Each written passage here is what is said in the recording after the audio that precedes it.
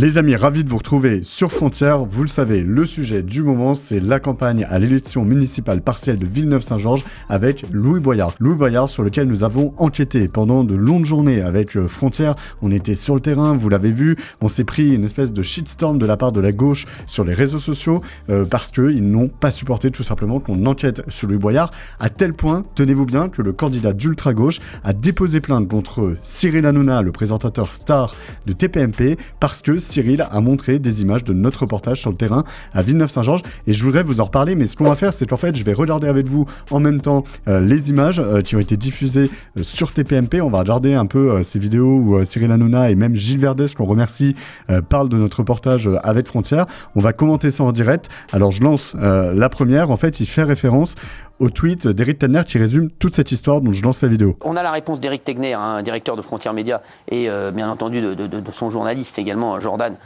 qui est formidable. Alors, Louis Boyard s'en prend à Cyril Hanouna avec une énorme fake news. Alors déjà, je m'épose pour remercier Cyril Hanouna qui dit que notre équipe est formidable.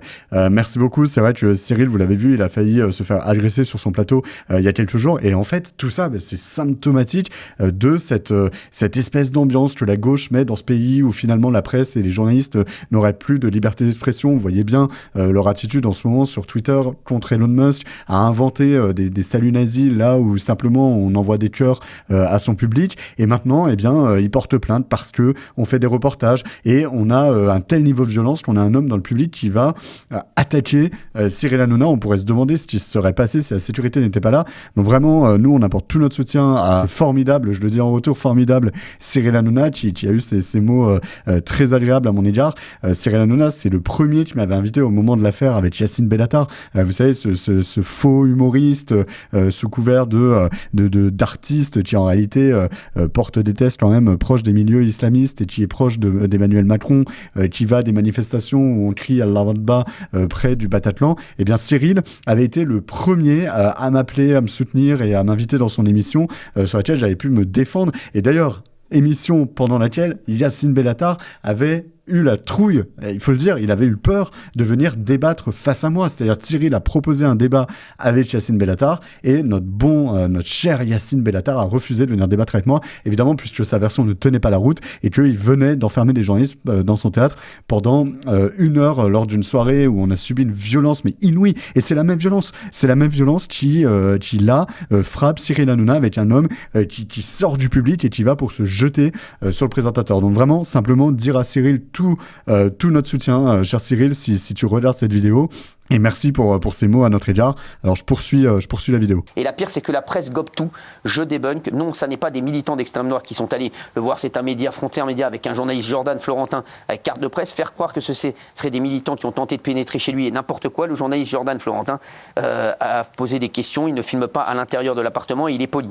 On le voit bien sur le reportage complet sur YouTube d'ailleurs. Il sonne à l'entrée de l'immeuble et demande à monter. Il ne force rien. Quand c'est complément d'enquête qui fait cela, en revanche, ça ne dérange personne. Mais évidemment, c'est plus facile de faire croire que des gros faf avec barre de fer ont tenté d'entrer illégalement chez lui. Voilà pour vous dire. On va poursuivre, mais simplement pour revenir sur ce tweet d'Éric, notre directeur de la rédaction, je crois que tout est dit. Effectivement, cette plainte de Louis Boyard, elle s'affaire à un détail précis dans notre vidéo d'enquête, d'ailleurs, qui est toujours disponible sur notre chaîne YouTube. Allez la voir si vous n'avez pas encore vu, ça vous dit tout de la campagne sulfureuse, de la campagne ultra communautariste de Louis Boyard qui a chauffé à blanc les cités, qui maintenant veulent agresser des journalistes.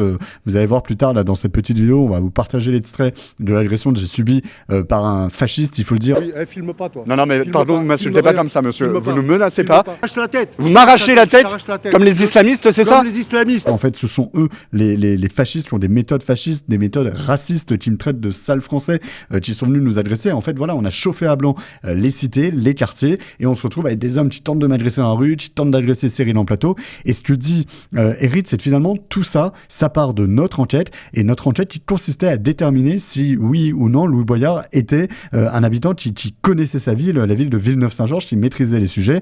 Et il s'avère qu'on a découvert, vous le retrouvez dans toutes nos enquêtes, sur nos papiers, sur YouTube, on a découvert qu'en fait, Louis Boyard, il est électoralement inscrit seulement depuis le mois de décembre à Villeneuve-Saint-Georges. Et c'est ce qu'on a débunké dans la vidéo. Alors, ça lui a pas plu. Il nous traite de militants d'extrême droite, alors qu'en réalité, on est journaliste. Et ça, il va falloir que la gauche le mette dans un petit coin de sa tête. On est journaliste. journaliste, on a une carte de presse, on fait notre travail. Et faire notre travail, eh bien, ça veut dire, oui, tenter de comprendre, de décrypter. Est-ce que Louis Boyard habite à Villeneuve-Saint-Georges? Lorsque, comme le dit Eric, c'est Complément d'enquête ou Élise Lucet ou des émissions du service public qui font ce type de happening, qui font ce type d'événement, eh bien, ça ne dérange personne. Regardez cette affaire-là avec Ivan Trippenbach, journaliste du Monde, qui s'est introduite illégalement dans une messe privée, une messe familiale privée à laquelle la presse était strictement interdite. Eh bien, tous ses confrères l'ont soutenu.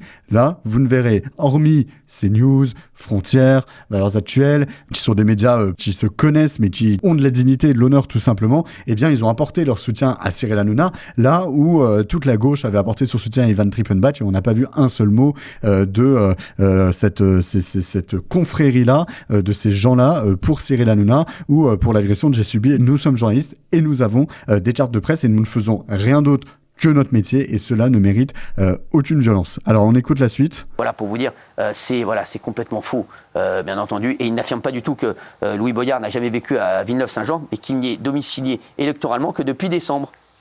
Si c'est faux, j'invite Louis Boyard à nous montrer sa carte d'électeur.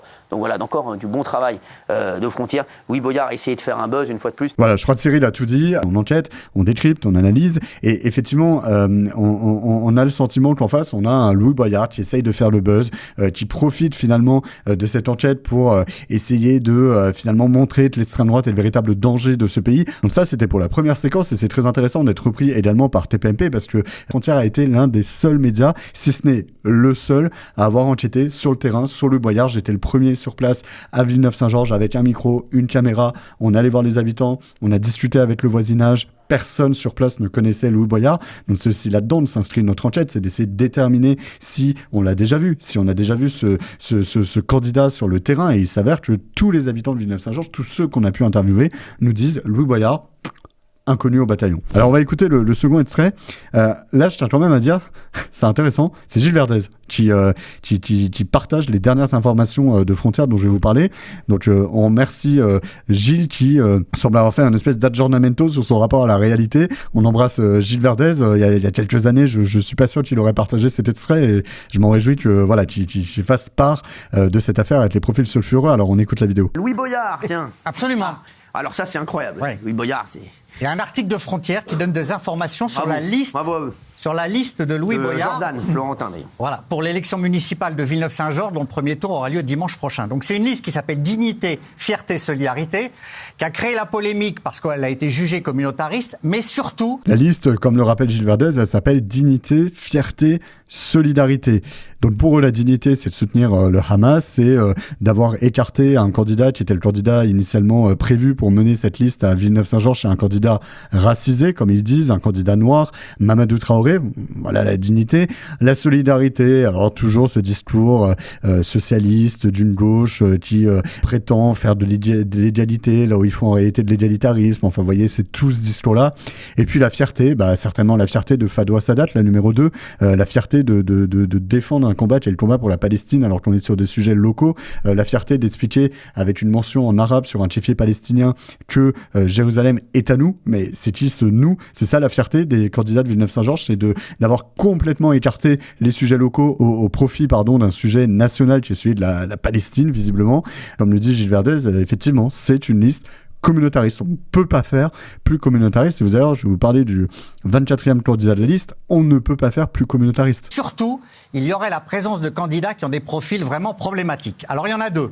Il y en a un qui s'appelle Adel Medour, il est 23e sur la liste. Délinquant notoire dans la ville. Elle est connue pour des faits selon Frontières, connue pour des faits de transport de stupéfiants, violence, refus d'obtempérer, extorsion, permis de conduire annulé, menaces envers un policier municipal. Donc les commerçants locaux qui le connaissent bien s'étonnent de cette candidature. S'indignent, non, s'étonnent pas, s'indignent. S'indignent parce que oui, pour eux, c'est une provocation de plus de la part de Louis Boyard.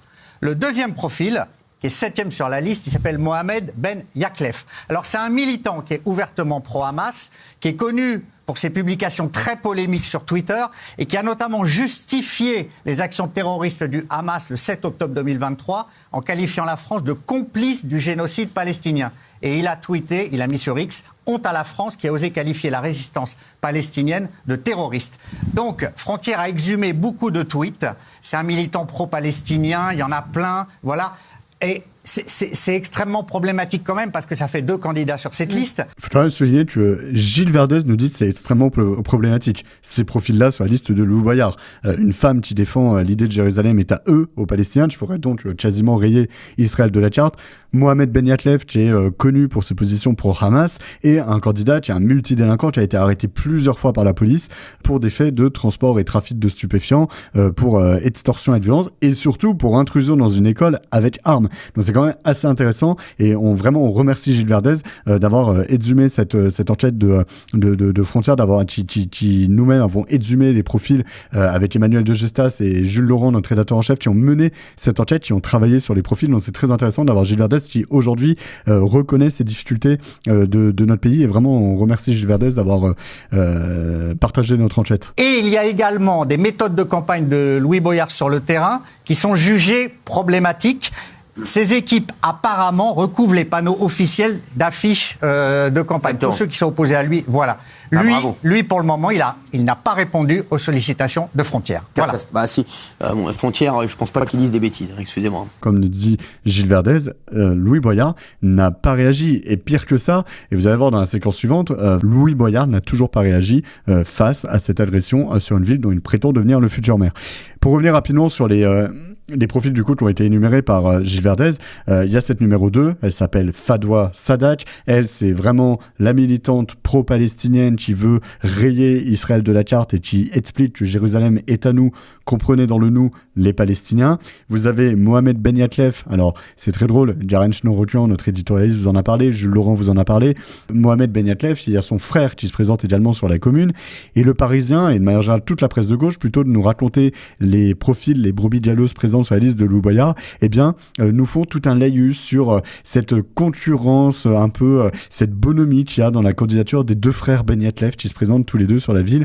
Enfin, ils oublient quand même de rappeler que Mohamed Ben Yatlef, eh bien, vous l'avez vu, partage des tweets et des pensées pro-Hamas qu'il considère comme un mouvement de résistance. Et puis enfin, alors là, vraiment, lui, c'est le plus gratiné de tous. Lui, c'est vraiment... je vous assure qu'au départ, quand on a mené cette enquête, on s'est dit forcément, il y aura des profils extrêmement dangereux sur la liste de Louis Boyard, mais on ne pensait pas tomber sur un tel personnage. Il s'appelle Adel Medour. C'est un des jeunes qui est présent sur la liste de Louis Boyard en 23e position. Et alors lui, il cumule tout. Je vous le disais, extorsion et violence, trafic et transport de stupéfiants, intrusion dans une école avec armes. Voilà, en tout cas, je voulais absolument commenter avec vous ces 2 passages de TPMP. Merci à eux, merci à l'équipe de Cyril Hanouna, merci à Gilles Verdez, merci à tous ceux qui nous ont soutenus là dans ces derniers jours, parce qu'effectivement, on prend des risques à enquêter sur Louis Boyard. Là, ils n'étaient pas prêts pour Villeneuve-Saint-Georges, on va pas les lâcher, et je crois qu'ils sont vraiment pas prêts pour les municipales 2026, puisque nous ne lâcherons absolument rien. Nous mettrons à nu, à découvert tous les candidats comme Louis Boyard. Merci à tous